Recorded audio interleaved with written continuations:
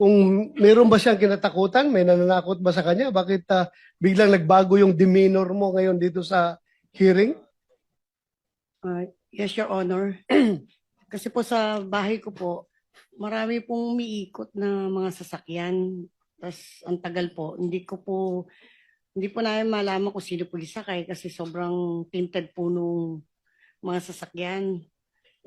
May suspect ka ba? May suspetsa ka ba in particular kung sino itong mga tao na kinatakutan mo?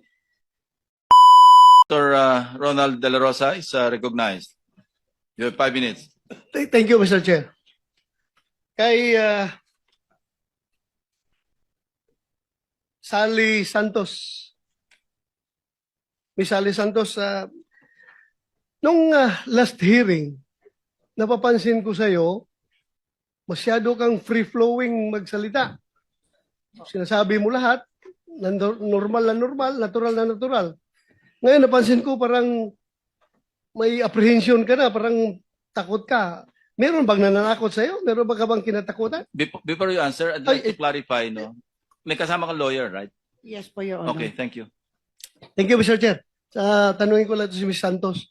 Kung meron ba siyang kinatakutan, may nananakot ba sa kanya? Bakit biglang nagbago yung demeanor mo ngayon dito sa hearing? Yes, Your Honor. Kasi po sa bahay ko po, marami pong umiikot na mga sasakyan. Tapos ang tagal po, hindi po namin malaman kung sino po sakay kasi sobrang tinted po nung mga sasakyan. May suspect ka ba? May suspetsa ka ba in particular kung sino itong mga tao na kinatakutan mo?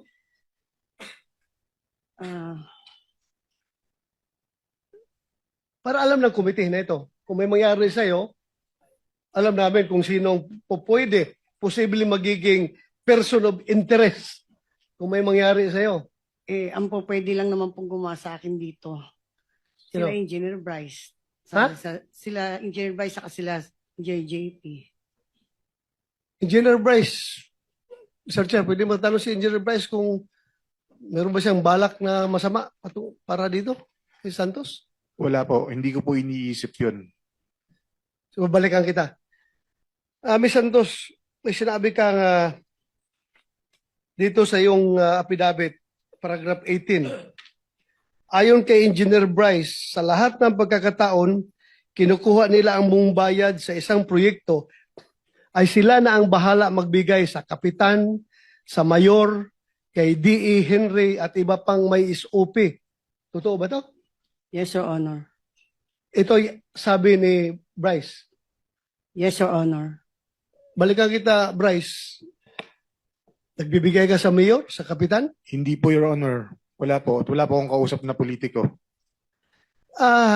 Kasi last hearing, sinabi mo na yung pera na kinuha niya sa land bank, hinahatid niya sa iyo, iniiwan mo lang sa opisina mo, at kinukuha na ni D. Alcantara. At hindi mo alam kung magkano yung pera na yun dahil hindi mo tinitingnan, hindi mo binibilang. Am I correct? Tama po, Your Honor. Nakabox po siya at mga nakasil po. Nakapak, nakasil. Opo. Ngayon, may sinabi ka bago kanina na yung hatian ng SOP ay 20%. Pakiulit nga for the record. Ano po yun? Yung sa kita po ng nung in-house construction po. Yun po yung sinasabi ko na 40% po kay DE, 20% po sa akin, 20% po kay Engineer Mendoza at dun sa isa po namin kasama. So, kinuha niya yung pera sa total amount ng cost of project na binayaran ng DPWH, kinuha ni Santos. Halimbawa, may isang project na 100 million. Yung 100 million, according to him, binabawasan niya ng 3% royalty para sa kanyang lisensya bago niya ibigay sa'yo. So what is 3% of 100 million? 3 million po. 3 million. So 97, kabuoang 97 million ibibigay niya sa'yo. Yung 97 million na yun ba yun ay, this is only an example ha, yung 97 million na binigay niya, yan ba yun yung 20% mapupunta kay, sabi mo, DA? 20%. Pakiulit nga yung distribution. Kung magkano po yung magiging pera na na kinita, for example nga po kung nabigyan po ng 90 million o sabihin na po natin 100 million para madali po. Okay. Yung 40 million po doon na kay D.E. Henry Alcantara, 20 million po sa akin, 20 million din po kay Engineer Mendoza at 20 million din po doon sa isa naming kasama pa. Total of 100. Yes, Or kung 100 of the 90, binawasan na yan 3% eh. Binawasan na 3 million. So 97 million, yun ang hatian ninyo. 20%, 40% kay DA. Pakiulit. Opo. Pero ibabawas pa po dito yung mga gastos, yung mga obligasyon po sa proponent. Ayan po, alisin po muna yun. Magkano ang sa proponent? Depende po. Minsan po, meron pong 25%, minsan po 30%. Depende po kung sino po ang kausap ni Boss Henry. So ito mga proponent na ito, kilala mo ito? Meron po akong specific knowledge yun nga po dito kay Senator Joel at saka po kay Senator Estrada. Pero yung sa iba po, naka-blind lang po ko. Paano mo na nagkakaroon ka ng personal knowledge doon sa kanila? Anong Sinasabi po sa akin mismo ni Boss. For example nga po, may ibang... personal knowledge mo galing kay boss mo? Yes po. Sinasabi niya po sa So yan akin. ang personal knowledge mo, sinasabi niya. Yes po. For example po, sabi po ni Boss, yung ibang mga senatorial funds daw po, si Yusek Robert Bernardo po ang kausap doon. Yusek Bernardo. Opo, Your Honor. General Alcantara, wala siyang alam sa mga pander, sa proponent. Ikaw daw ang may alam. I deny, Your Honor. Na binanggit ko na po kanina na pag lumabas po sa GAA, nag-implement lang po kami.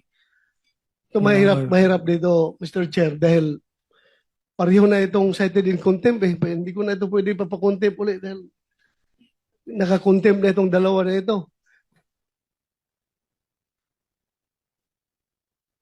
So, you meaning to say, yung sinasabi mo na hatian after na yon sa pander, yung proponent, Opo. binawasan na ninyo. Opo. Ang problema, kayong dalawa nagtutulakan.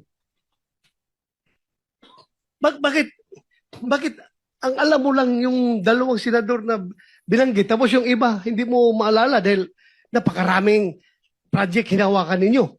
Sobra-sobra, ang dami. Billion-billion yung dyan sa District Engineering Office ninyo. Tapos out of those billions na pera, dalawa lang ang maalala mo, yung dalawang senador lang. Ang alam ko po, mayroon pa pong iba kaso wala po akong sapat na ebidensya pang hawak sa ngayon. Dahil po nakakontact. Paano mo nalaman na merong iba? True sa mga text message. Wala po kasi akong hawak na Text cellphone. message nino. Anong staff po ni Boss Henry, tsaka po si Boss Henry. O bakit hindi mo sabihin kung sino yung mga tao na yan? Yun nga po, Your Honor, wala po kasi akong hawak, hindi ko po hawak yung cellphone ko kasi naka-contempt po ako. Kaya hindi po ako makakilos para mahanap po yung mga sapat na ebidensya para patunayan po yung ibang tao. Ayoko naman po magparatang ng wala po akong hawak na ebidensya. Tapos, kay Senator Jinko at Senator Joel, may hawak ka na ebidensya. Actually, ito nga po, dahil na rin po sa butihing Senator Win Gatchalian, yung pinakita niya po pala kanina na unprogram ng General Appropriation Act ng 2023, doon po nakasama yung listahan na project po ni Senator Joel. Alam mo, sabi Wala. ng boss mo, wala kayong Senator- alam. Wala Senator- kayong alam Senator pagdating. De La Rosa, Yes, sir. whether program or unprogram, no, yung nag-enumerate ka may Opo. description ka. Yes po. Sige, point out mo ngayon kung saan sagaa yun. No, not in your list. Sagaa mismo. Ah, Para matulungan mo kami. Your Honor, hindi po siya sa GAA. Kung kanina, Walang Opo, ibang pagdadalan yung items, kundi from GAA. Walang ibang pagkukunan dyan kung sa GAA. Whether program or unprogram, naka-indicate doon. Yan, binibigyan ka ng kopya ng GAA. oh. Your Honor, yung kanina pong pinakita po ni Senator Win Gatchalian na listahan ng unprogram po noong 2023. Eksakto po, yun po We yung will examine that. yes po, Okay. eksakto po, yun po yung mga binanggit namin project ng listahan ng na 600 million po. Do you confirm this, Mr. Chair? Do you confirm this, Mr. Alcantara? Ikaw ang alam mo Your Honor. lang GAA. Tapos itong Deputy District Engineer mo, may alam na siya na program tsaka unprogram. Anong alam mo dito? Your Honor, sa tulad po sinabi ko, pag lumalabas po sa GAA, yun lang po ang pinabibid namin, Your Honor. I don't have any knowledge about the insertions and so on and so forth po. So hindi mo alam kung ito ay program or unprogram funds Yes, ang Your Honor. implement ninyo. Mr. Chair, With the Paano? permission of Senator De La Yes, sir. with the permission of Senator Batom, mabilis lang po, ano? Itong unprogrammed, lumobo ng katakot-takot. Alam natin yan. At noong 2021, nasa 176 billion. Noong 2022, naging 251. Pero kasama dyan yung COVID procurement ng vaccines. Kasama rin yan yung mga health workers incentives.